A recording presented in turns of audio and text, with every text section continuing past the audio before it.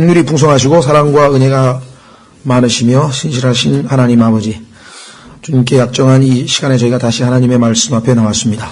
하나님께서 약속하신 대로 우리 진리의 영을 우리에게 주셨으니 진리의 영으로 모든 진리 가운데로 우리를 인도해 주심으로 저희가 그 진리의 말씀을 바르게 깨닫고 믿고 순종함을 통해서 아버지께서 저희를 통해 귀하고 아름다운 열매로 얻으시고 그로 인해 영광을 받으시며 그 열매로 많은 사람들에게 유익을 주어서 주님께 영광 돌리는 삶을 살아가는 우리 모두 되도록 도우시기를 간절히 간구합니다. 늘 참으로 저희에게 두려운 것은 주께서 말씀하신 바 듣기만 하고 행하지 아니함으로 스스로를 속이는 자가 되지 말라는 경고의 말씀을 저희가 늘 기억하고 주님 믿음으로 늘 순종하는 삶을 살아갈 수 있도록 도와주시기를 간절히 간구합니다. 부족한 자에게 맡기신 말씀의 사역을 감당할 수 있도록 약속하신 대로 능하게 하시고 지혜와 명철을 더하시고 위로부터 주님의 영으로 충만하게 채우셔서 이 말씀의 사역을 통해 하나님 아버지께 존귀와 영광과 기쁨을 드리고 우리 모두에게는 큰 유익과 복이 되도록 역사하시기를 간구드립니다. 이 말씀의 잔치를 사모하지만 여건이 어려워서 참석지 못한 모든 지체들을 위로하시고 그들을 붙드시고 그들의 마음을 주장하시고 또 주님 혹시라도 마음이 식어서 참으로 여건이 되지만 이곳에 함께하지 못한 분들이 있다면 주님께서 넘어진 자 죄인에게 넘어졌다 하셨으니 일으키시고 그를 다시 소생시키셔서 주님을 향한 갈망과 주님의 말씀을 향한 사랑을 다시 부어주시기를 주 앞에 간절히 간구드립니다. 이 시간을 통해 홀로 영광 얻으시기를 다시 한번 간구드리옵고 이 시간을 아버지 손에 의탁드립니다. 모든 말씀을 우리 주 예수 그리스도 이름으로 기도하옵나이다. 아멘. 참 우리 김진숙 자매님도 그렇고 또 우리 오늘 박춘옥 자매님도 그렇고 그 이외에도 마음은 있는데 여건이 허락지 않아서 참석지 못한 그런 분들이 계신 것 같습니다. 모르겠어요. 김원광 형제님도 아마 어제 그제 계속 지금 직장 때문에 신학원도 지금 결석하고 있으면서 마음이 아파서 힘들어하고 있는 것 같은데요.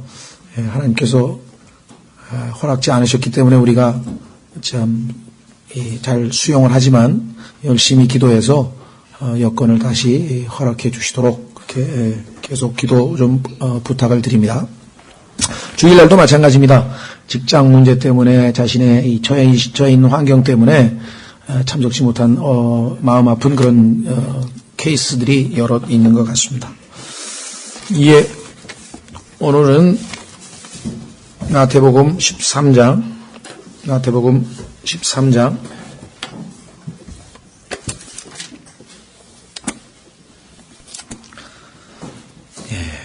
천국 비유 17가지 비유죠. 천국 비유. 천국 비유를 예수님께서 7가지를 하셨는데 7이라고 하는 숫자가 갖는 의미도 물론 상당히 의미심장하고 왜 예수님께서 비유로 말씀하셨는지 그 이유는 지난번에 잘 말씀을 드렸습니다. 하나님께서 유대인의 왕으로 하나님의 아들을 보내신 그 초점을 맞추어서 기록한 것이 마태복음이죠. 하나님의 모든 계획 가운데 많은 계획들이 있었지만 그 계획들 중에서도 하나님께서 가지고 있었던 핵심적인 계획 중에 하나가 마태복음에 나와 있는 구약의 예언들을 성취하고 구약의 하나님께서 택하신 백성으로 하여금 이제 이 왕을 받아들여서 하나님께서 의도하셨던 바 그 뜻을 성취하고자 쓰임받기 위해서 왕을 보내셨는데 그 왕을 받아들일 수 있는 마음이 되어 있지를 않아서 결국은 왕이 거부당하는 사태에 이르렀다.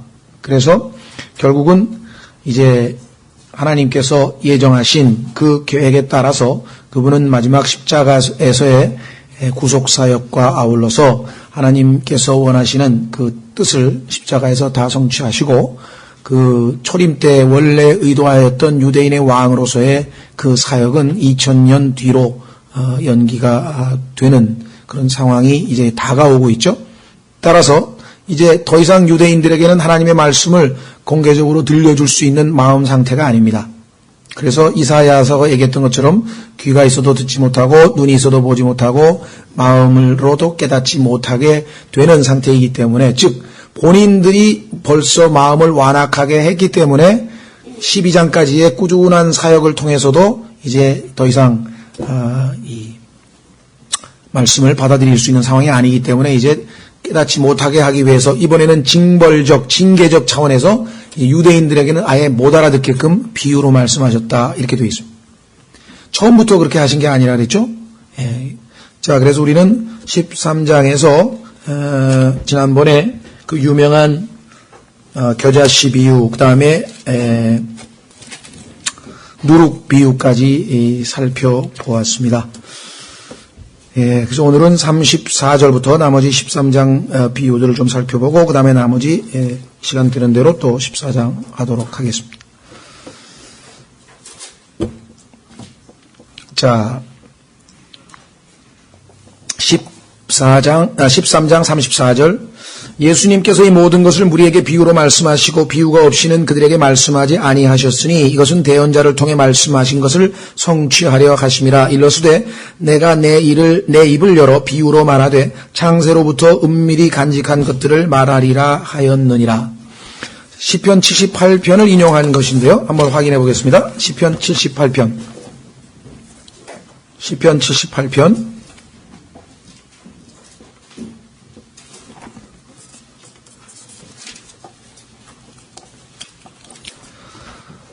시편 78편을 보시면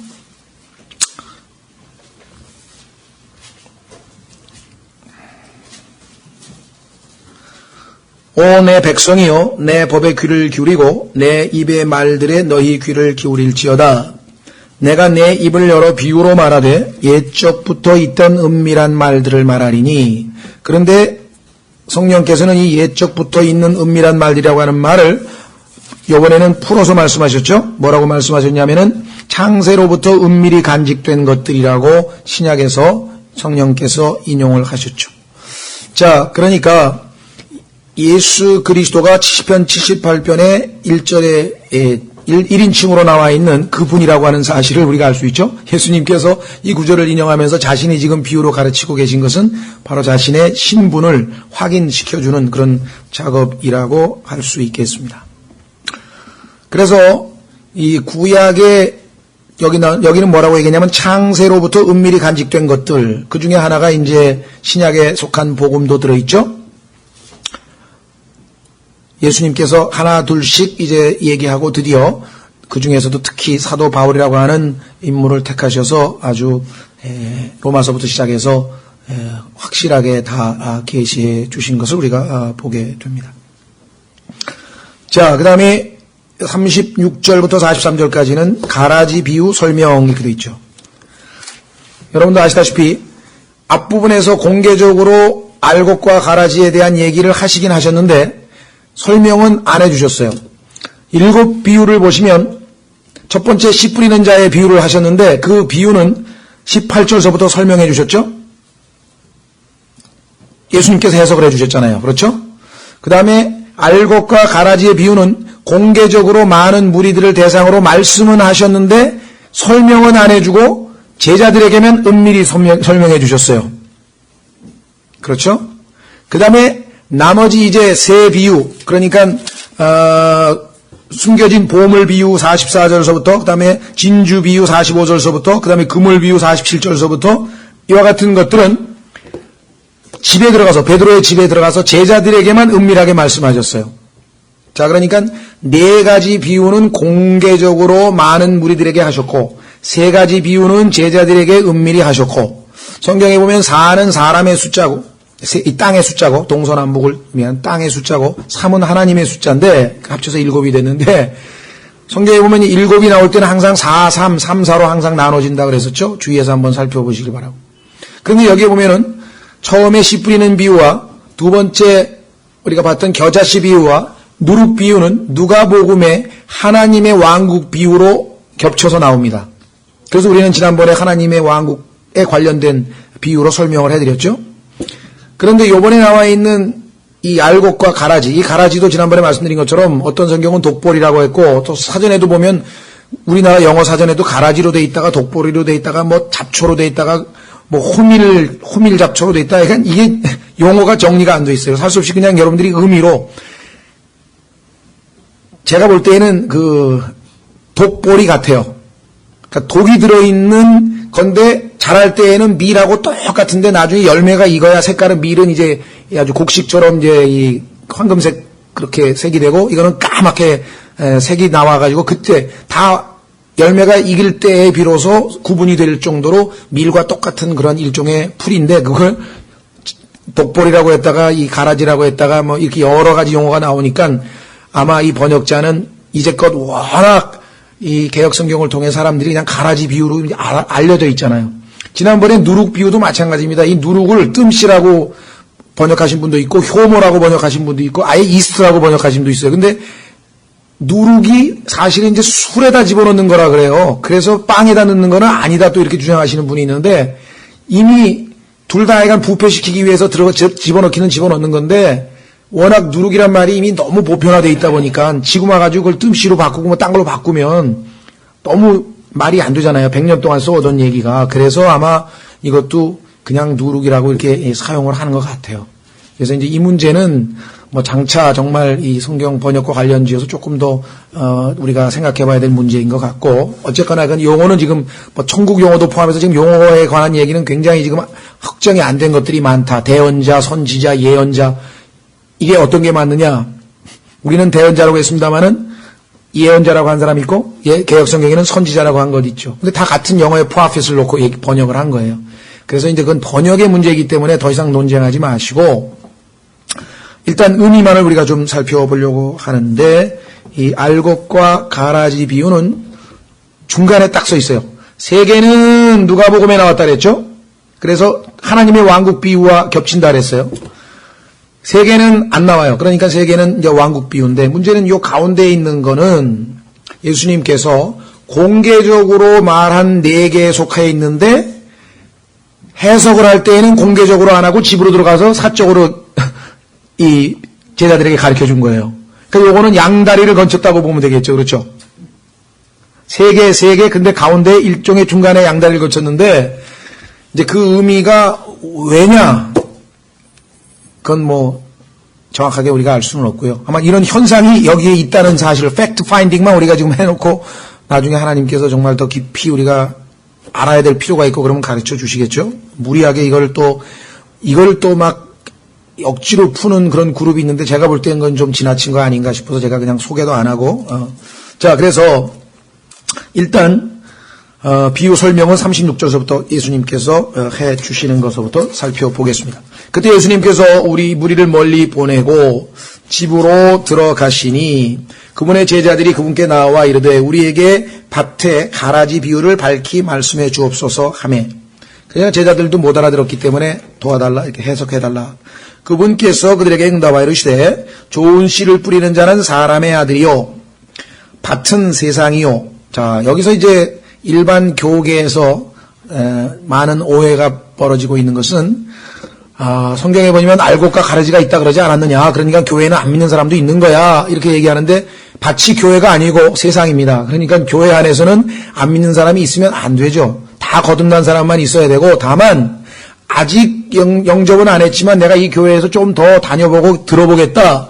또 친구들을 또 친척들을 기회를 주기 위해서 우리가 초청해서 예배 드릴 때 아직 구원받지 못한 사람이 몇 명 있는 것을 우리가 잘못했다고 하는 건 아니지만 그러나 하나님께서 원하시는 것은 다 거듭난 그리스도인들이 영과 진리로 죽은 영으로 하나님께 경배할 수 없죠. 영과 진리로 하나님께 경배하기 위해서 모이는 거죠. 그러나 거기에는 믿지 않는 사람이 있어도 괜찮습니다. 왜냐하면 고린도전서에 보면 우리가 모일 때에 믿지 않는 사람이 와서 듣다가 거기서 하나님의 말씀에 변화를 받고 진림을 받고 구원받을 수도 있다 그랬거든요. 어떤 분들은 뭐 예배 드리는 데는 거듭나지 않은 사람 다 나가라 막 또 그런 분들도 있는 것 같아요. 왜? 영과 진리로 하나님께 경배해야 되는데 영이 죽은 사람이 어떻게 앉아있느냐 막. 그 말이 틀린 말은 아니에요. 전반적으로. 그러나 성경에서 보면은 우리도 과거에 안 믿던 사람이 말씀을 들을 기회를 얻어서 구원받은 사람 아닙니까? 그리고 고린도전서에도 실제 집회에 믿지 않는 사람들이 온다고 성경에 써 있고 그러니까 성경적 근거 없이 자꾸 얘기하면 우리가 성경을 펴서 이렇게 되어 있기 때문에 자 그러나 반대로 극단으로 가서 이것을 밭을 성경은 분명히 세상이라고 예수님이 해석을 해주셨는데 교회라고 해석을 해서 교회는 어차피 가라지도 있는 법이야 이렇게 해석하는 것은 비성경적 해석이죠. 그렇죠? 그건 조심하시고. 자, 그래서 우리는 지금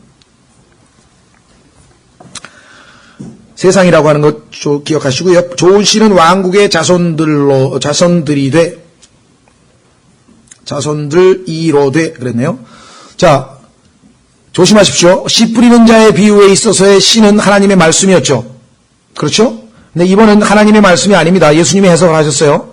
사람들을 얘기하는 거예요. 사람들. 가라지는 저 사악한 자의 자손들이니라. 가라지를 뿌린 원수는 마귀요 수확하는 때는 세상 끝이요 거두는 자들은 천사들이니 그런즉 가라지를 모아 불에 태우는 것 같이 이 세상 끝에도 그러하리라. 사람의 아들이 자기 천사들을 보낼 것이요 그들이 실족하게 하는 모든 것과 불법을 행하는 자들을 그의 왕국에서 모아다가 불타는 용광로 속에 던져 넣으리니 거기서 통곡하며 이를 갈미 있으리라. 그때 의로운 자들은 자기들의 아버지의 왕국에서 해같이 빛나리라. 들을 귀 있는 자는 들을지어다. 자, 1차적으로 하늘의 왕국 비유라고 앞부분에서 말씀하셨고요. 확인해 보겠습니다. 24절에 알곡과 가라지의 비유를 말씀하실 때 분명하게 그분께서 또 그들에게 다른 비유를 들어주시되 하늘의 왕국은 이렇게 얘기했죠. 하늘의 왕국은. 그 다음에 두 번째 38절에서 좋은 씨는 왕국의 자손들이라 그랬죠. 교회 성도라 그러지 않았습니다. 왕국의 자손입니다. 이게 다른 얘기입니다. 그렇죠? 예. 왕국의 자손들이라고 말씀했고 그 다음에 초점은 어디에 있는 거 아니? 마지막 수확 때, 즉 예수 그리스도의 재림이죠. 세상 끝이라고 39절에 나와 있습니다. 거두는 자들은 천사들이니 그런즉 가라지를 모아 불에 태우는 것 같이 이 세상 끝에도 그러하리라. 그래서 교리적으로 보자면 예수님 당시에는 이미 지나간 사건이고 지금 현재 적용할 수 있는 것은 대환란 때에 예수 그리스도를 받아들이는 사람들과 예수 그리스도를 거부하는 자들, 그죠? 유대인 중에서 예수님을 받아들이는 자와 거부하고 짐승을 따르고 짐승의 표를 받고 짐승의 형상에 절하는 자들로 구분되어질 것입니다. 그래서 이 내용은 계시록 14장에서 보완 설명이 가능하죠? 확인해 보겠습니다. 계시록 14장. 계시록 14장에 가면 두 가지 추수가 나옵니다. 하나는 환란 성도의 추수고 하나는 환란 때에 짐승을 경배하는 자들의 추수인데 둘 다 추수예요. 그런데 하나는 알곡으로 곡간에 들어가는 것이고 하나는 가라지로 다 태워버리는 거겠죠. 자, 요한계시록 14장 14절 또 내가 바라보니 보라 흰 구름이 있고 그 구름 위에 사람의 아들 같은 분께서 앉으셨는데 그분의 머리 위에는 금관이 있고 그분의 손에는 예리한 낫이 있더라. 또 다른 천사가 성전으로부터 나와 구름 위에 앉으신 분에게 큰 음성으로 외쳐 이르되 주의 낫을 휘둘러 거두소서 땅의 수확물이 익어 주께서 거두실 때가 이르렀나이다 하니 구름 위에 앉으신 분께서 자기의 낫을 땅 위에 휘두르사 땅을 수확하시니라. 이것이 아까 알곡과 가라지에 비유해서 알곡에 해당되는 사람들이고 17절서부터 또 다른 수확이 있는데 이것이 가라지에 해당되는 수확이죠. 또 다른 천사가 하늘에 있는 성전에서 나오는데 그에게도 예리한 낫이 있더라. 또 불을 다스릴 권능을 가진 또 다른 천사가 제단으로부터 나와 예리한 낫을 가진 자에게 큰 외침으로 외쳐 이르되 너의 예리한 낫을 휘둘러 땅의 포도송이들을 모으라. 땅의 포도들이 충분히 익었느니라 하더라. 땅의 포도송이는 짓밟아서 피가 튀긴다고 말씀한 그 내용이죠. 자, 그래서 19절 그 천사가 자기의 낫을 땅에 휘둘러 땅의 포도를 모아 하나님의 진노의 큰 포도즙 틀 속에 던지니 도시 밖에서 그 포도즙 틀이 밟혔고 포도즙 틀에서 피가 나와 말 굴레까지 닿았으며 1600스타디온이나 퍼졌더라. 그래서 아마겟돈 전쟁에서 마무리되는 그 엄청난 사람의 죽는 것을 우리가 예표하고 있고 예수님께서 이 피로 말미암아 피 묻은 그러한 옷을 입고 재림하는 모습으로 이사야서 63장에 나와 있습니다. 그래서 지금 나와 있는 이 비유는 교리적으로 보자면 왕국의 자손들이라고 분명히 나와 있죠. 그래서 1차적으로는 환란 때에 예수님을 믿을 환란 성도들과 그렇지 않을 적그리스도를 따를 자들에 대한 언급이기는 하나 이게 양다리를 거친다고 말씀을 했었죠. 아까 예를 들면 마태복음 3장에 가면 예수님께서 유사한 비유를 하셨는데 그 마태복음의 3장에 나와 있는 그 비유를 우리가 살펴보면 교회 시대에도 적용이 가능하다라고 볼 수 있어요. 왜냐? 한번 보겠습니다. 마태복음 3장 7절. 그러나 요한이 많은 바리새인들과 사두개인들이 자기에게 침례를 받으러 오는 것을 보고 그들에게 이르되 오 독사들의 세대야 누가 너희에게 경고하여 다가오는 진노를 피하게 하더냐. 그러므로 회개에 합당한 열매를 맺고 너희 속으로 우리에게는 아브라함의 우리 아버지로 있다 하고 말할 생각을 하지 말라. 내가 너희에게 이르노니 하나님께서는 능히 일돌로도 아브라함에게 자손들을 일으키실 수 있느니라. 이제 또한 도끼가 나무 뿌리에 놓였으니 그러므로 좋은 열매를 맺지 아니하는 나무마다 찍혀 불 속에 던져지느니라. 자, 11절 잘 보십시오. 참으로 나는 회개에 이르도록 너희에게 물로 침례를 주거니와 내 뒤에 오시는 분은 나보다 능력이 더 있으심에 나는 그분의 신발을 나를 자격도 없노라. 그분께서는 너희에게 성령님으로 침례를 주시고 불로 침례를 주시리니. 그러니까 예수님께서 침례를 주시는 방법이 두 가지인데 성령님으로 침례 주는 것과 불로 침례를 주는 것인데 그 성령님으로 침례를 주는 자들을 알곡이라고 12절에 해석을 했네요. 곧 손에 키를 들고 자신의 타작마당을 철저히 정결케 하사 자신의 알곡은 모아 곡간에 들이시되 이걸 교회 시대의 휴거로 우리가 해석을 하죠. 왜 그렇습니까? 오순절 때 성령님으로 침례받아서 교회가 생겨났잖아요. 그렇죠? 그 다음에 껍질은 꺼지지 않는 불로 태우시리라 하니라. 따라서 마태복음 13장에 나오는 알곡을 여기 나와 있는 교회 시대의 알곡에다가 연결시켜도 적용이 가능하다. 그래서 아까 얘기한 것처럼 그렇게 설명을 좀 해보고 싶어요. 예수님께서 공개적으로 말씀은 하셨지만 사적으로 해석을 한 그 의미가 양쪽에 적용이 가능한 것이 아닌가 이렇게 좀 추정을 하는데요. 이 문제에 대해서는 어떤 분은 전적으로 왕국에 대해서만 해석을 하고 있고 어떤 분은 전적으로 교회에 대해서만 해석을 하고 있고 그렇습니다. 그러나 성경적으로 봤을 때 1차적인 교리는 당연히 하늘의 왕국이고 당연히 왕국의 자손들이기 때문에 교회 시대의 적용이 아니고 수학이잖아요. 끝이잖아요. 끝. 맨 끝에. 그래서 계시록 14장이 관련 보완 구절이고 해석이 1차적으로 끝났지만 그러나 마태복음 3장도 지금 왕국에 대해서 소개하고 있는 침례인 요한이 암시적으로 교회에 대한 암시를 지금 성령으로 침례받을 것에 대해서 언급하고 있고 예수님께서도 마태복음 11장에서 유대인들이 이제 끝나가고 수고하고 무거운 짐진 자들을 하면서 모든 사람들에게 복음의 손길이 미칠 것을 암시하고 있고 마태복음 15장에 가서 이방인 여인 페로스니키아의 여인의 그 개들도 주인 상에서 떨어지는 부스러기를 먹는다고 했을 때 이방인들의 구원에 대한 언급을 하고 계시고 점점 그와 같은 것으로 봤을 때 우리는 알곡과 가라지 비유를 교회 시대에도 적용해서 오늘날 이 세상에는 크리스찬이라고 하는 사람 중에는 알곡도 있고 가라지도 있다. 같은 세상이다 이거죠. 이 세상에 살고 있는 사람들 중에 소위 말하는 크리스찬이라고 하는 사람들 중에는 제대로 된 이 정상적인 알곡이 있는가 하면 그렇지 않고 껍데기만 예를 들면 특히 종교 지도자들 중에서 이 마귀가 심어놓은 사람들 성경에 보니까 고린도전서에 마귀의 사역자들이 있고 마귀의 일꾼이 있다고 했잖아요. 그들이 사람들로 하여금 빗나가게 하기 위해서 이 세상은 바치니까 구원받지 못한 사람들이 잔뜩 있잖아요. 이 구원받지 못한 사람들이 잔뜩 있는 이 상황에서 예수님은 믿는 사람들을 심어놨는데 마귀는 믿는 사람 비슷한 모조품을 심어놔서 크리스찬이라는 이름으로 심어놔서 결국은 그러한 영적 전쟁이 안에서 벌어지고 있는 것으로 영적 적용을 하시는 분도 있고 그렇게 설교하시는 분을 저희가 비판할 수는 없다. 성경적으로 봤을 때 3장의 알곡을 성령 침례를 받은 사람으로 성경이 정의를 내리고 있기 때문에 그 해석에 대해서도 우리가 어느 정도 영적으로 수용했으면 좋겠다. 그러나 명백하게 왕국의 자손들이라고 예수님께서 말씀하셨기 때문에 1차적 교리적 적용은 왕국에 대한 적용으로 한다. 이렇게까지만 좀 얘기를 드리고 싶습니다. 자, 그 다음에 44절에 숨겨진 보물 비유. 또 하늘의 왕국은 마치 밭에 숨겨진 보물과 같으니라. 그런데 여러분도 아시다시피 36절에 보면 그때 예수님께서 무리를 멀리 보내고 집으로 들어가시니 그러니까 예수님께서 지금 가라지 비유는 공개적으로 하셨는데 설명은 지금 사적으로 하셨다 그랬죠?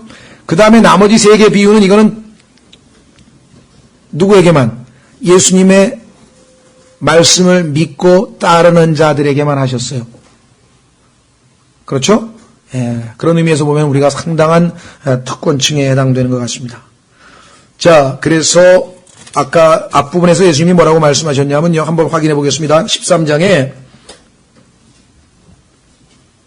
16절.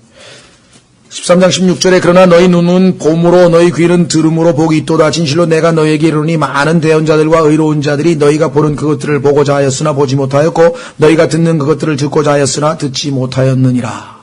그런데 그것을 알아들을 수 있는 대상이 됐다고 하는 건 얼마나 복된 것이냐. 그래서 지금 예수님의 제자들은 이 베드로의 집에 들어가서 지금 설명을 요구했고 예수님이 응답하셔서 설명을 해 주셨고, 그렇죠? 무리들은 예수님께 그거 해석해달라고 했습니까? 안 했죠. 말씀에 대한 갈증이 있는 사람들은 영적으로 더욱더 하나님의 있는 자는 더 받아서 풍성해진다고 말씀하신 대로 영적인 빈익부 형상이 나타난다. 그 다음에 44절 또 하늘의 왕국은 마치 밭에 숨겨진 보물과 같으니라. 사람이 그것을 발견하면 숨겨두고 그 기쁨으로 인해 가서 자기의 모든 소유를 팔아 그 밭을 사느니라. 두 번째 또 45절 또 하늘의 왕국은 마치 좋은 진주를 구하는 상인과 같으니라. 그가 매우 값진 진주 하나를 발견하며 가서 자기의 모든 소유를 팔아 그 진주를 샀느니라. 그래서요 44절 45절은 일반적으로 이 성경 전체에 대한 충분한 지식이 없을 경우에는 어떻게 해석을 하냐면 보물도 예수님이고 진주도 예수님으로 해석을 합니다. 그래서 예수님을 얻기 위해서 우리는 모든 걸 다 희생하고 그거를 얻어야 된다. 이렇게 해석을 해서 정말 구원의 복음을 엄청나게 힘들게 만들어버리니까 구원받으려면 모든 걸 다 희생하고 예수님을 사야 됩니까 우리가? 전혀 지금 성경 전체의 맥락하고 전혀 안 맞는 얘기죠. 그렇죠? 여기 보면 45절에 또 하늘의 왕국은 마치 좋은 진주를 구한다고 하는 얘기가 영어의 seek, 찾는다는 말인데요. 구하기 위해 구한다는 말이 seek. 근데 예수님께서 뭐라고 했습니까? 내가 seek 온 것은 뭐하러 오셨다 그랬습니까? To seek the lost. 잃어버린 자들을 찾아서 구원시키려고 오셨다는 얘기는 문맥으로 봐서 누가 지금 오신 거예요? 상인이 누굽니까? 예수 그리스도. 그 다음에 44절에 사람이 누굽니까? 예수 그리스도. 그래서 씨 뿌리는 자 누굽니까? 씨 뿌리는 사람 누굽니까? 예수 그리스도. 그러니까 비유 전체에 걸쳐서 예수 그리스도가 누구인지를 분명히 알기 때문에 44절 45절을 똑 띄워가지고 보물은 예수님이고 진주는 예수님이기 때문에 우리가 모든 것을 희생해서 다 팔아가지고 예수님을 사야 된다. 그래서 구원 얻어야 된다. 구원은 대가를 치러야 된다. 뭐 이렇게 갖다 둘러붙였다면 이건 심각한 얘기가 되는 거예요. 성경에서 완전히 일탈한 것뿐만 아니라 그 뒤에 악한 마귀가 사람들을 속여서 진리를 가리우는 셈이 됩니다. 그렇게들 지금 오해들을 많이 하고 계신 분들이 계시죠. 자, 그러면 이 숨겨진 보물은 누구인가를 한번 좀 살펴보려고 합니다. 우선 보물, 진주, 그 다음에 여기 나와 있는 마지막 금을 비유할 때 47절 또 하늘의 왕국은 마치 바다에 던져 각종 물고기를 모으는 그물과 같으니라. 우선 결론부터 말씀드리면 첫 번째 나와 있는 보물은 성경에서 이스라엘을 나타냅니다. 성경을 좀 이따 찾아보겠습니다만 하나님께서 이스라엘을 보물이라고 구약 성경에서 분명하게 선언하신 것이 여러 번이죠. 네. 두 번째는 진주는 나중에 여러분들이 계시록에 가면은 새 예루살렘에 직접적인 연관이 있죠. 거기에 보면은 문이 진주로 되어 있죠. 새 예루살렘. 구약 성경에는 진주라고 하는 보석이 안 나옵니다. 한 번도. 구약에는 진주가 없어요. 왜냐하면 유대인들은 진주를 보석으로 여기지 않았어요. 그 진주의 가치를 잘 몰라요. 그런데 새 예루살렘, 그런 갈라디아서 4장에서 새 예루살렘은 우리의 어머니라 그랬대요. 예수 그리스도, 우리의 어머니가 새 예루살렘이라고 갈라디아서 4장에 나와 있죠. 유대인들의 어머니는 땅에 있는 예루살렘이고 우리 그리스도인들의 어머니는 하늘에 있는 예루살렘이라고 말씀하고 있죠. 자, 세 번째 그물 비유는 이방인들, 즉 마태복음 25장에서 남아있는 이방 민족들을 심판하는 민족들의 심판이 있죠. 그러니까 교회도 아니고 유대인도 아니고 이방인. 자, 고린도전서 10장으로 가면 이 세 비유가 하나님께서 나누신 인류의 세 그룹의 미래에 대한 신비를 말씀하고 있다는 것을 우리가 알 수 있습니다. 확인해 보겠습니다. 고린도전서 10장 32절. 고린도전서 10장 32절에 따르면 하나님께서는 이 지상에 존재하는 모든 인간은 이 셋 중에 하나로 분류를 하셨습니다.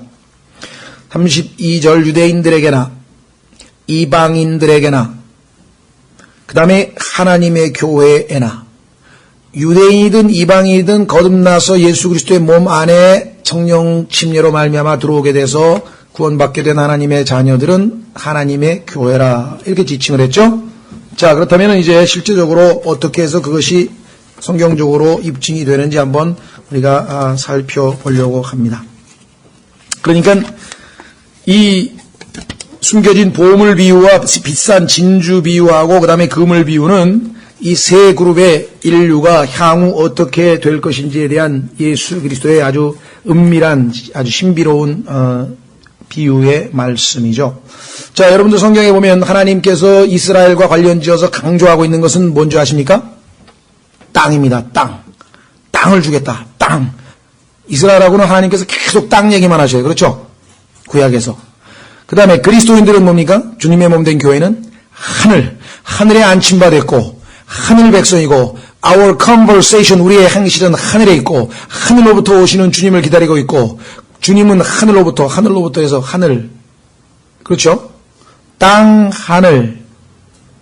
그런데 바다는 성경에 보니까 이방인들을 예표하고 있는 것 아시죠? 계시록 17장에서 물들을 바다로 예표하고 있고 지금 13장 1절에도 예수님께서 바닷가에 지금 앉아 계신 것 보고 계시죠?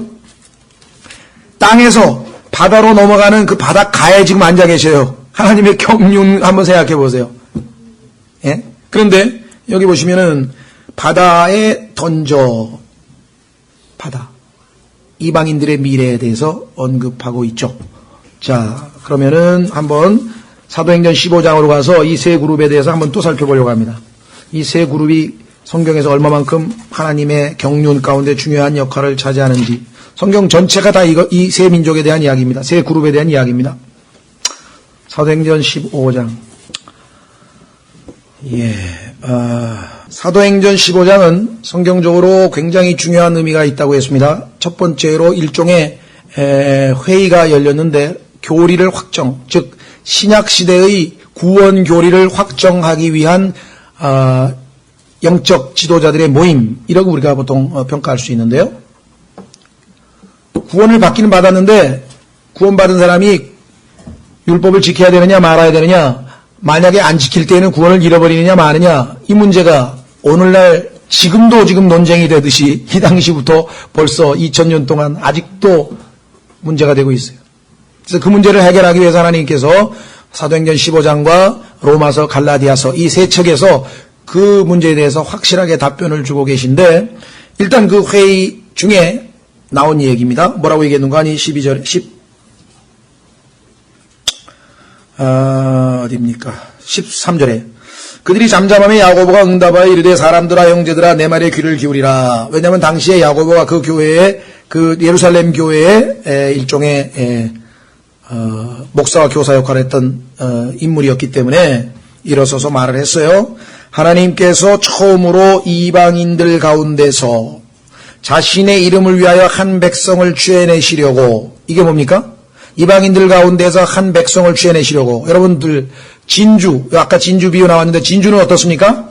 바다에 있는 굴, 그렇죠? 바닷속에 있는 굴 속에서 만들어지는 게 진주죠.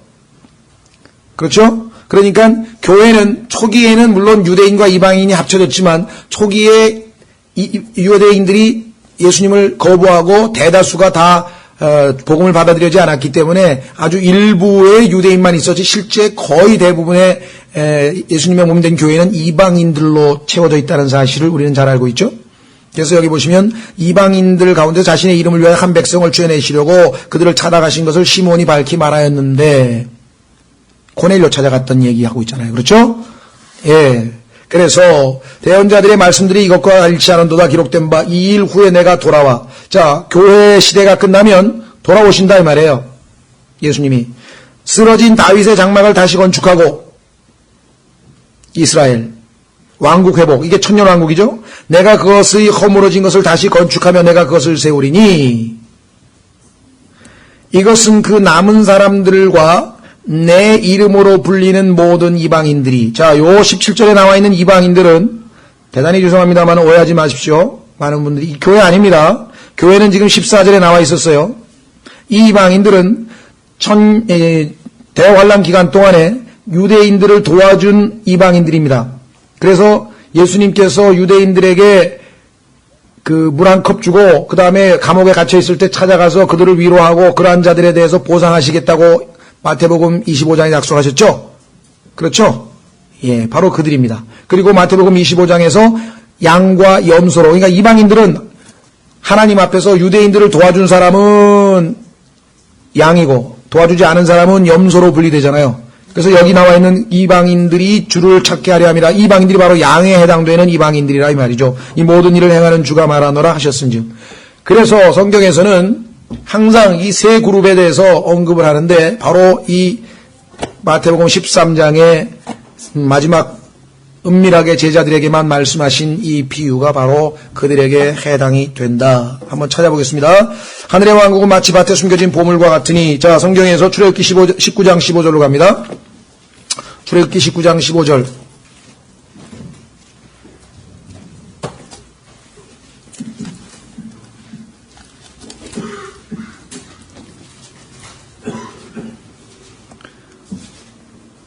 아, 19장 5절 제가 죄송합니다. 15절이 아니고 5절. 출애굽기 19장 5절. 그러므로 이제 너희가 참으로 내 목소리에 순종하고 내 언약을 지키면 너희는 내게 모든 백성들보다 뛰어난 특별한 보배.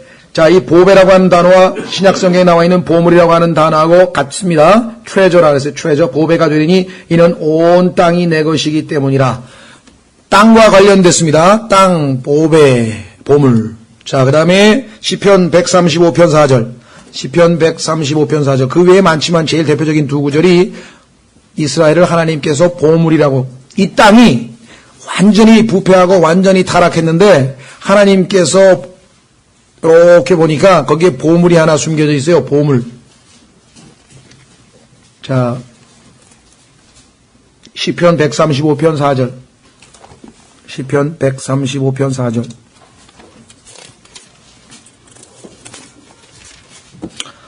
주께서 자신을 위하여 야곱 곧 이스라엘을 자신의 특별한 보배로 택하셨도다. 여기도 지금 신약에서는 보물이라고 그냥 똑같이 했으면 좋겠는데 다르게 하셨네요. 그러니까 영어로는 똑같은 단어입니다. treasure. 그래서 숨겨진 보물과 같으니라. 왜 숨겨졌습니까? 여러분도 아시다시피 이방인들의 때 아닙니까? 언제부터? BC 606년부터. BC 606년서부터 바벨론에 의해서 여러분들 다니엘서에 보면은 하나님께서 이제 유대인들이 하나님의 이게 우상 숭배하고 말을 안 듣고 불순종한 것으로 인해서 유대인들은 이제 두각을 나타내지 못하고 쑥 들어가서 여기 나와있죠. 숨겨져 버리고 이 세상에서 밭에서 숨겨져 버리고 그 전까지만 해도 여러분들 다윗 솔로몬 해가지고 유대 왕국이 그냥 드높여졌던 나라인데 쑥 숨겨져 버리고 이제 누가 설치입니까? The kingdoms of man, the kingdoms of the world. 사람들의 하나님의 kingdom of heaven, 하늘 왕국이 아니고 사람의 왕국 또는 세상의 왕국들이 kingdoms of the world, 세상의 왕국들이 두각을 나타내는데 그것이 형상으로 다니엘이 해석한 꿈에 나타나죠. 느부갓네살 꿈에. 그래서 첫 번째 바벨론, 메데파사, 그리스, 그 다음에 로마, 그 다음에 이제 적그리스도가 다스리는 나라. 그런데 그 모든 왕국을 하늘에서 날아온 돌이 내리치면서 예수 그리스도의 왕국, 천국이 하늘의 왕국이 이 지상에서 이제 세워질 것을 말씀하고 있잖아요. 그렇죠? 예. 그렇다면은 여기 이 이스라엘, 그러니까 숨겨진이라고 하는 의미가 바로 이스라엘 역사에서 우리가 확인해 볼 수 있죠. 그래서 예수님은 그러나 그들이 창세기 12장에서 하나님과 언약을 체결한 민족이고 하나님께서 다윗에게 사무엘하 7장에서 영원토록 그 왕좌를 잇겠다고 약속한 민족이고 그 한 번 체결한 하나님의 언약에는 후회함이 없다고 로마서에서 얘기한 것처럼 비록 말 안 듣고 지금 그렇지만 여전히 보석은 보석이에요. 그렇죠? 닦기만 하면 돼. 자, 지금 더럽혀져서 그렇지 보석 다이아몬드 같이 반짝반짝하게 다 닦기만 하면 되는 그러한 보석인데 지금 더럽혀져 있는 상태라고 하는 것을 우리가 알 수 있죠. 사람이 그것을 발견하면 자 숨겨두고 발견하기는 했어요. 예수님께서 이 땅에 오셔서. 그런데 이들이 어떻습니까? 예수 그리스도를 못 알아보고 있는 거야. 왕을 지금 못 알아보고 있고 주인을 못 알아보고 있어. 그래서 기쁘긴 기뻐요. 그렇죠? 예수님께서 그래서 이 이스라엘 백성에 대한 친밀감을 늘 나타내 보이셨는데 문제는 뭐냐? 그 기쁨으로 인해 자 보물을 찾았으니까 발견했으니까 그런데 가서 자기의 모든 소유를 팔아 그 밭을 사느니라. 보물만 산 게 아니라 아예 밭을 사버렸어요.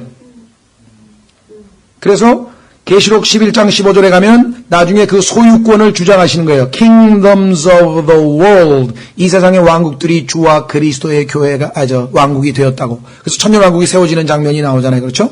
예. 그러니까 이제 그때까지 숨겨져 있는 거야. 예수님께서 다시 가시면서 지금 숨겨져 있죠? 이 숨겨두고라고 하는 표현은 참 킹제임스 성경에서는 묘하게 돼 있어요. 그것은 뭐냐면요. 영어로 보면은 거기에 hide라고 하는 말이 나오죠. 그런데 he hideth 목적어가 안 나와요. 그 목적어를 앞에 나와 있는 which라고 하는 대명사로 받아서 우리가 보통 그것을 숨겨두었다라고 보통 해석을 하고 또 번역도 그렇게 했습니다. 그러나 아시는 성경에 보면 이게 이중적인 의미가 있어요. 성경에 하트 그러면 마음도 되고 심장도 되고 그런 것처럼 성경에 보니까 하나님께서 백성이 자신을 받아들이지 않았기 때문에 그들로부터 얼굴을 숨기셨다. 그러니까 본인이 숨어버렸어요. 셋째 하늘로 가가지고 본인이 숨어버렸어요. 그러니까 여기서 신명기 32장에도 나오고 이사야서에도 나오고 이 백성들로부터 백성이 하나님 자신을 못 알아보기 때문에 숨어버렸다는 얘기가 반복해서 나옵니다. 그러니까 어떤 의미에서 보면은 이 하이드라는 말이 자동사로서 숨어버렸다는 뜻도 돼요. 물론 숨겨놨다고 하는 의미도 성경적으로 틀린 것은 아닐 것입니다. 자, 그래서 결국은 지금 현재도 요즘에 이제 예수님의 재림 때가 다가오니까 이스라엘이 전 세계에서 주목거리가 됐지. 지난 2000년 동안 이스라엘은 전 세계에서 숨겨져 있는 전 세계로 흩어져 가지고 어디 국가도 아닌 국가 이름도 없고 나라도 빼앗긴 그런 모습으로 숨겨져 있었던 것을 우리는 역사를 통해서 잘 알 수가 있습니다. 이 예수님이 보분을 사러 온 것을 알고 사탄이 예수님을 죽이려고 시도했던 것을 우리 마태복음에서 봤었죠? 그렇죠? 예. 그리고선 예수님에게 뭐라고 제안했어요? 이 kingdoms of the world. 이 세상의 왕국들을 다 줄 테니까 자기에게 경배하라 그랬는데 예수님은 세상의 왕국들도 물론 밭을 샀으니까 사러 왔지만 예수님은 밭을 사는 목적이 밭이 목적이 아니라 그 안에 있는 보물을 싹 빼고 세상의 왕국을 주겠다고 한 마귀의 제안에 이런 제안에 거절하셨던 것을 우리가 알 수가 있습니다. 우리가 생각할 때는 지금 이스라엘 전 세계에 인구 1000만 명도 안 되고 물론 흩어진 사람들이 지금 있는 게 500만, 흩어진 게 한 1400만 그렇다고 얘기를 하는데요. 세계에서 그 조그마하고 별 볼 일 없는 나라가 이제 곧 우주의 이 온 세상의 중심 도시가 돼서 예수 그리스도께서 거기에서 통치하시게 될 날이 곧 오게 될 것이고 그 보물은 깨끗하게 정결하게 되는데 7년간의 마지막 테스팅, 용광로에서 이제 정금같이 단련되는 마지막 테스팅이 남아 있는 것이죠. 그렇죠? 자, 그래서 우리는 이 보물을 은밀하게 사놓고 지금 숨어 계신 예수 그리스도, 나중에 이들이 예수님의 보배가 됐을 때 그 기쁨을 지금 여기 있잖아요. 기쁨. 히브리서 12장에 보면은 예수님께서 앞으로 있게 될 것들에 대한 기쁨으로 십자가를 견디셨다 그랬죠. 물론 그것은 교회와 더 진주도 관계됩니다만은 우리는 진주만 생각하면 안 된다. 예수님에게 지금 하나님께서 보배로 보물로 선정한 것은 바로 이스라엘 민족이다. 그래서 교회가 이스라엘 민족을 우습게 여기고 이스라엘 민족의 회복에 대해서 무지할 경우에는 교만한 자라고 로마서 11장에서 질책하고 계신 것이. 우리 교회가 자기 중심적으로 생각해서 이스라엘을 무시하거나 하나님의 이스라엘을 향한 뜻을 우습게 여기거나 이렇게 될 때 하나님께서 로마서 9장, 10장, 11장에서 오히려 그들 덕분에 너희가 덕을 보았거늘 하고 우리를 질책하고 계십니다. 그래서 하나님께 지금 징계를 받고 매를 맞고 있는 유대인들을 믿는 하나님의 자녀들이 박해를 하거나 무슨 목이 곧은 백성이 하고 비판하거나 그럴 자격이 없습니다. 우리는 그들을 긍휼히 여기고 불쌍히 여기고 도와줘야 되고, 그러한 사람들을 마태복음 25장에서 양으로 분류해서 하나님께서 보상하시는 걸 한번 생각해 보세요. 하나님의 아내라고 성경에 써 있는데 여호와의 아내 아닙니까? 이스라엘이 아무리 부정한 짓을 하고 지금 간음을 저지르고 음행을 저지른다고 하나님께서 질책하셨지만 그래도 그를 마음을 돌이켜서 다시 사랑하게 돼서 사랑할 것을 호세아서에서 비유로 말씀하고 계시죠. 이스라엘에 대해서 하나님이 가지고 계시는 그 애착을 우리 그리스도인들도 충분히 깊이 생각을 해야 됩니다. 그래서 그 유대인들을 위해서 기도하시는 분들도 많고요. 유대인들을 위한 선교단체도 있습니다. Jews for Christ라고 하는 선교단체가 아주 지금 열심히 복음을 전하고 있는 것을 우리가 알 수 있습니다. 자, 그 다음에 두 번째, 진주. 아까 말씀드렸습니다만은, 진주라고 하는 것은 보석들 중에서 유일하게 유기체입니다. 그렇죠? 모든 보석들은 다 광물에서 나오기 때문에 무기체예요. 생명이 없는 거예요. 그런데 이 진주라고 하는 것은 어떤 특징을 가지고 있느냐? 아시다시피 바다. 이방인들 속에서 나왔다 그랬죠? 바다에 있는 굴 있죠, 굴. 이 굴은 예표적으로 보면 예수 그리스도를 예표하고 있는데 그 굴에 상처가 납니다. 뭐냐면 물질이 들어가요. 모래나 무슨 이물질이 그 굴 안으로 들어가게 되면 그 굴에서 분비물이 꾸준히 내뿜어져 가지고 그게 오랜 기간, 빠르면 3년 아니면 길면 5년, 더 된 것도 있겠지만요. 그렇게 해서 어떻게 보면 상당히 단기간에 만들어지는 보석이에요. 반면에 다이아몬드 같은 경우는 석탄 같은 그러한 이 물질이 수백만 년 동안, 수천 년 동안, 수백 년 동안 이 오랜 열과 압력을 받아서 만들어진 거 아니겠습니까? 그래서 구약시대에는 그 온갖 보석의 이름이 다 나오는데 진주는 안 나와요. 진주는 놀랍게도 예수님 당시에 이방인들이 왕과 왕의 왕좌를 만들 때 사용하던 왕과 왕좌, 우리하고 굉장히 관련이 있는데 이방인들의 보석으로 알려져 있었던 것입니다. 그런데 만약에 깨면은요, 이 석회 가루밖에는 남지 않을 정도의 별 볼 일이 없는데, 그러나 그 탄산칼슘이라고 하는 그 재료를 가지고 진주를 만들려고 아무리 인위적으로 시도해도 절대로 진주는 안 만들어집니다. 모조품이 있을 수, 그러니까 인위적으로 만들 수 없는 그러한 유일한 이런 보석이죠. 뿐만 아니라 우리 주변에 보면 이제 모조 진주 있잖아요. 그렇죠? 모조품. 예수 그리스도의 몸된 교회가 거듭난 자들로 있는 교회가 있는 반면에 크리스천덤 모조품 교회가 이 지상에는 셀 수도 없이 많다는 것을 우리는 잘 알 수가 있습니다. 자, 그래서 에베소서 1장 14절로 가면 여기에 나와 있는 것처럼 샀다 그랬어요. 소유를 팔아 그 진주를 샀느니라. 에베소서 1장 14절로 가면 우리가 바로 purchased, 똑같은 단어죠. 샀어요. 예수님이 자신의 피값으로 사셨죠. 그것을 보배로운 피라고 베드로전서에서 말씀하시죠. 이미 우리는 잘 알고 있습니다. 에베소서 1장 14절. 이 영께서는 주고 사신 그 소유물이 구속을 받기까지 우리의 상속 유업의 보증이 되사 그분의 영광을 찬양하게 하시느니라.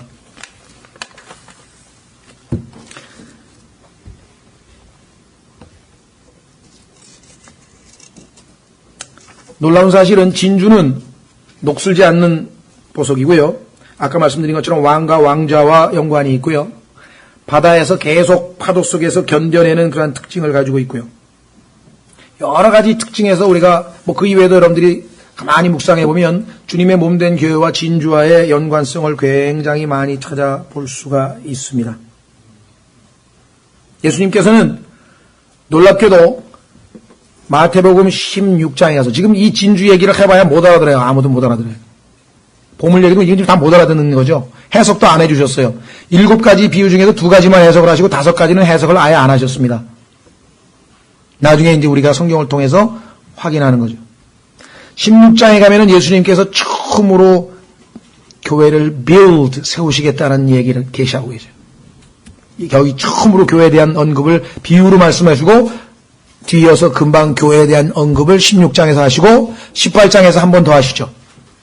지역, 교회의 시스템에 대해서 만약에 누가 죄를 지면 처음에 가서 얘기하고 그래도 말 안 들으면 2사람이 가서 증인 데리고 가서 하고 그래도 말 안 들으면 교회에다 얘기하라 하면서 교회에 대한 얘기를 말씀하고 있죠. 그렇죠? 예. 자, 그래서 우리는 곧 이어서 주님께서 교회에 대한 언급을 하시기 전에 그것을 비유적으로 미리 말씀해 놓으신 것을 보게 됩니다. 자, 세 번째, 또 하늘의 왕국은 마치 바다에 던져 각종 물고기를 모으는 그물과 같으니라. 여러분들 바다 성경의 곳곳에서 아까 말씀드린 것처럼 이방인들에 대한 언급이죠. 그물이 가득 차매 그들이 그것을 물가로 끌어내고 앉아서, 자, 계시록에 보면은, 계시록도 나와 있고 특히 마태복음 25장에 보면은 이제 여호사밧 골짜기라고 하는 장소에서 예수님께서 영광의 왕좌에 앉으셔서 민족들, 여기 나와 있는 민족들, 자, 성경에 보면은요, 여러 번 말씀드렸습니다만은 이방인이라고 하는 단어는 영어로 gentile이에요. gentile. 그러니까 이방인이냐 유대인이냐, 이건 민족에 대한 개념이에요. 그렇죠?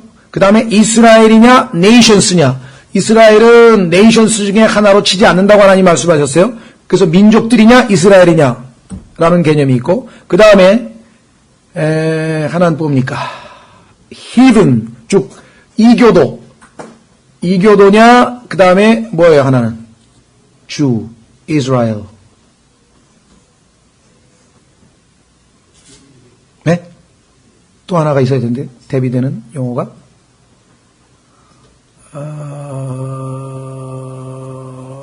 이건 뭐 나중에 한번 얘기. 어쨌거나 이방인을 지칭하는 영어 단어가 이방인, 그 다음에 민족들, 그 다음에 이교도, 이렇게 나와 있습니다. 성경에서. 하나는 종교적인 의미고 하나는 정치적인 의미고 하나는 민족적인, racial, 인종적인 의미로 세 개가 구분되어 나오는데, 여기에 보면은 지금 바로 그 민족들에 대한 이야기죠. 바다.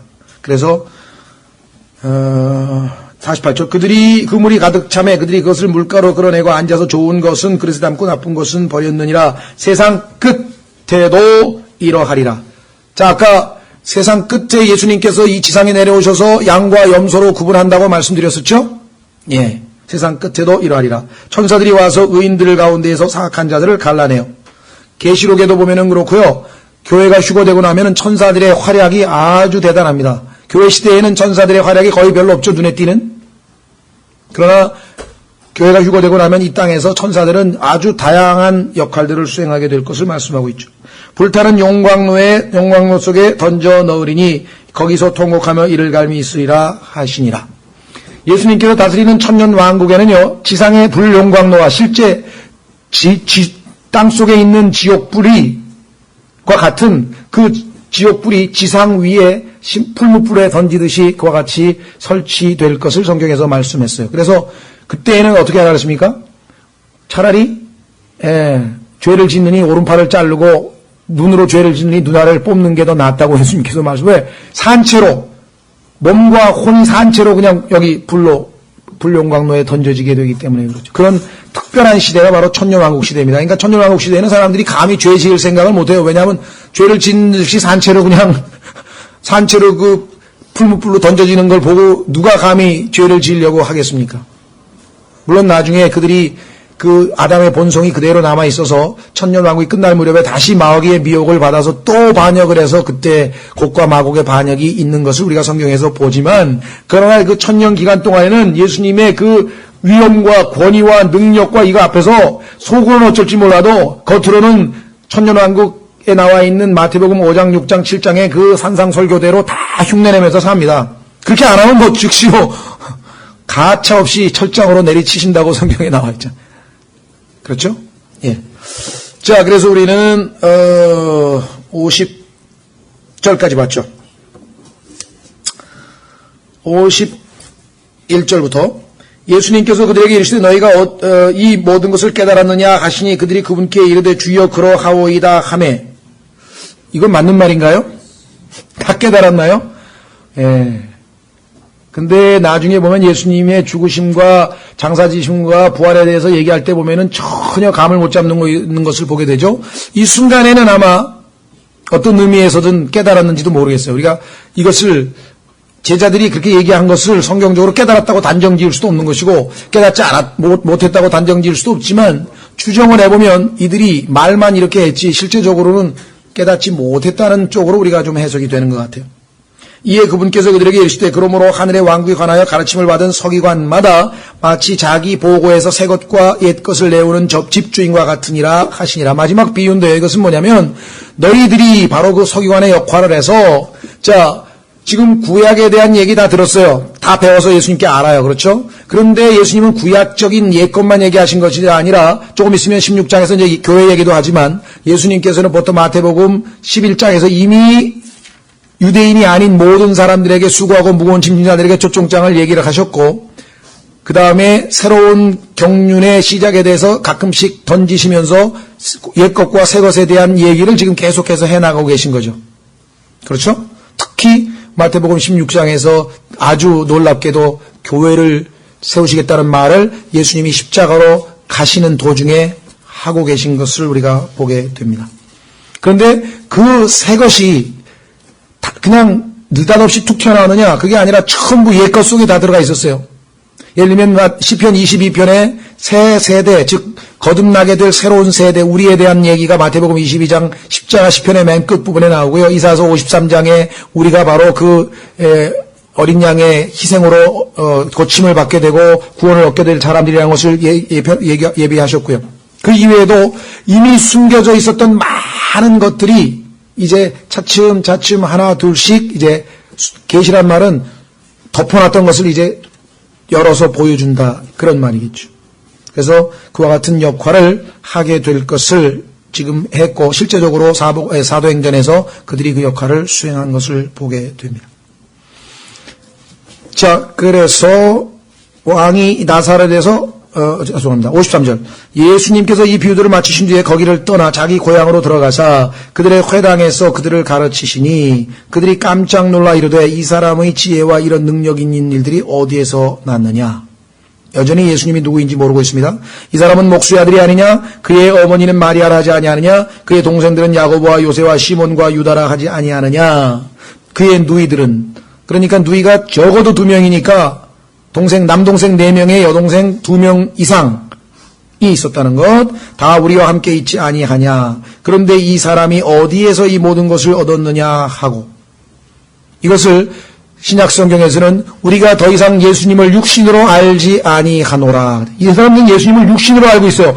아니 지금 나사렛이라고 하는 동네가 얼마나 조그만 동네인지, 역사가 요세푸스라고 하는 사람이 유대의 마을 이름을 200개가 넘게 자기 역사서에다 다 기록했는데 거기에도 등장하지 않는 정도의 조그만, 그래서 오죽하면은 나다나엘이 도대체 나사렛에서 뭔 좋은 것이, 선한 것이 나온다 그러냐고 아주 멸시할 정도의 그렇게 아주 촌이라고요. 그 정도로 저기니까 얼마나 작은 마을이겠어요? 그러면 서로 얼마나 잘 알겠어요? 전부 예수님이 만든 그릇이고 의자고 다 자기 집에 하나씩 다 있을지도 모르잖아요. 30년 동안 잘하시면서 거기서 다 목수로서 다 했으면은 그 동네에 아마 목수집 하나밖에 없을 텐데, 얼마나 친밀하고 얼마나 육신적으로 잘 아는 사람인데, 도대체 이렇게 된 거죠. 비유적으로 그게 해석이 될 수 있을지 모르겠습니다만 이 모태 신앙이라고 하는 분들의 약점이 여기 있는 것 같아요. 너무나 어렸을 때부터 예수님 하나님 막 이게 배가지고 그게 얼마만큼 소중한지 중요한지 잘 몰라. 그렇죠? 예수님 평생 듣던 얘기인데나 그분이 얼마만큼 자기의 소중한 분이신지를 하나님의 특별한 은혜가 있으면 이제 어느 순간 참 깨닫게 되겠지만요. 그렇지 못한 분들이 많아요. 왜 난 50년 동안 맨날 듣던 얘기야. 이제 그만해. 그런 분들이 얼마나 주변에 많이. 이 사람들도 똑같아. 30년 동안 그 양반하고 같이 살았어, 나. 예? 그래서 57절 그분으로 인해 실족하니라. 예수님께서 뭐라고 말씀하셨습니까? 예수님 때문에 실족하지 않는 자가 행복하다, 복되다고 말씀하셨죠? 기억나세요? 마태복음 11장에서 그 침례인 요한에 대해서 언급하시면서 그 말씀하셨잖아요. 침례인 요한이 의심하니까 그 인자로 인해서 그러니까 그렇죠? 실족하지 않는 자가 복되다고 말씀하셨죠? 6절 11장 6절 누구든지 나로 인하여 실족하지 아니할 자는 복이 있도다 하시니라. 그러니까 이 사람들은 지금 복이 없는 사람들이에요. 57절. 그러나 예수님께서 이르시되 그들에게 이르시되 예수님 얘기를 들으면 이 실족한다고 하는 단어는 영어의 offend인데요. 기분 나빠한다 이 말이에요. 불쾌해한다 이 말이에요. 큰 목수 아들 얘기를 내가 왜 들어? 그 예수 나 50년 동안 듣던 거야. 기뻐하고 막 좋아하는 게 아니라 막 얼굴을 붉히고 불편해하고 막 불쾌해하고 이런 사람들은 복 받는 사람이 못 되죠. 예수님 이름만 들어도 그냥 가슴이 떨려. 복되신 이름이요, 높으신 이름이고 정말 존귀한 이름이고 그런 이름이에요. 그러나 예수님께서 그들에게 이르시되 대언자가 자기 고향과 자기 집 이외에서는 존경받지 못하는 일이 없느니라 하시고 그들이 믿지 아니하므로 거기서는 능력 있는 일들을 많이 행하지 아니하시니라. 예. 그래서 믿음과 주님의 역사와는 밀접한 관계가 있다는 것을 우리가 다시 한번 확인하면서 이제 쉬었다가 14장이 교리적으로 굉장히 많은 내용들을 담고 있어서 시간이 될지는 모르겠습니다만 쉬었다가 14장 후에 한번 공부해 보도록 하겠습니다.